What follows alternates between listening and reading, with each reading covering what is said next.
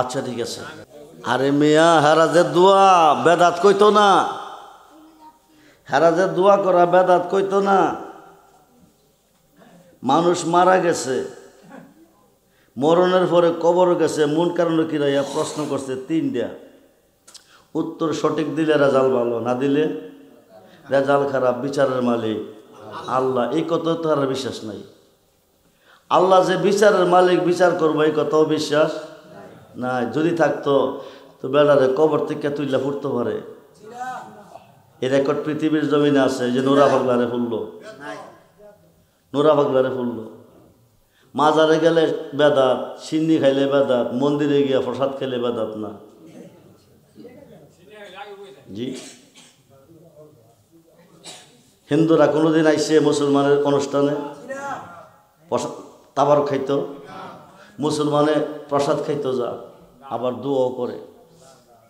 কিসের জন্য? বোর্ডের জন্য, বোর্ডের জন্য, দুনিয়ার চাহিদা পূরণ করার জন্য, রাষ্ট্রের সংসদে যাওয়ার জন্য, গদি দখলের জন্য। এই গদি দখলের জন্য 72 দল আওলাদে রাসূলকে, 72 জন আওলাদে রাসূলকে 22,000-এ শহীদ করছে কারবালার মাঠে। 22,000 ছিল একদিকে, 72 জন ছিল একদিকে। 22,000-এর মধ্যে 3,000 মুফতি ছিল, 3,000 মুফতি ছিল, 7,000 হাফেজ ছিল। নাউজুবিল্লাহ বলে। 22,000-এর মধ্যে 7,000 ছিল হাফেজ, 3,000 ছিল মুফতি। মুফতি হইলেই বড় হুজুর মনে করেন না, আর হাফেজ সাহেব হইলেই বেটারে সালাম দিয়েন না। দেখবেন তার অন্তরে নবীর প্রেম আছে কিনা, অলির প্রেম আছে কিনা। তরিরে হুঁশিয়ার হইয়া বাইও, গাঁটে গাঁটে নাও লাগাইয়া মুর্শিদ ভজন লইয়া। লাশটা কবরে দাফন করার পরে একটা উট জব কইরা বানাইতে যতক্ষণ পর্যন্ত সময় লাগে, অতক্ষণ পর্যন্ত দোয়া করা যায় আছে। যারা বেদাত বলে এরা সালাম দিয়েন না, এরার সাথে আত্মীয়তা করেন না, এরার বেশি নামাজ পড়েন না, এরার অনুষ্ঠানে 10 টাকা হাদিয়াও দিয়েন না। তাবারক সুন্নিরার মাহফিল, এই তাবারক হোক। সুন্নিরার মাহফিল বিরিয়ানিও, বিরিয়ানি। আচ্ছা ঠিক আছে, গরু করে হয়েছে।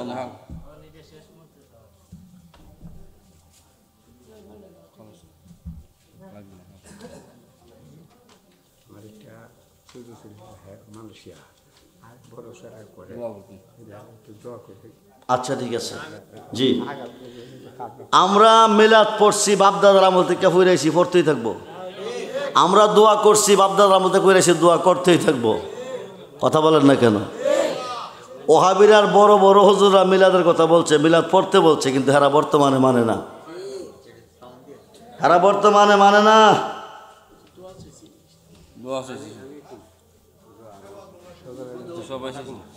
কথা কইবেন, মাইকদা কইবেন তখন। এই এবার আমার তো সাথে অলিদের সাথে সম্পর্ক রাখবেন। 4 তরিকার পাগল ফাইলে তারা জড়াইয়া ধরবেন, তারে গালি দিয়েন না। এলোক এসে দলি বেশে, পাগল বেশে পৃথিবীতে একদল পাগল ঘুরতেছে। নবীজি বলে এদেরকে ধমক দিও না, এরা চাইতে দেরি হয়, হুদা দিতে দেরি করে না। রাত্র অনেক হয়ে গেছে, আমি ওই দেশে আজকে গেলাম না। আল্লাহ যদি বাঁচিয়ে রাখে আবার কোনো দিন আসতে পারি, বেঁচে থাকি, তাইলে আমি বিস্তারিত আলোচনা বেলায়েত এবং নবুয়াতের উপরে করব।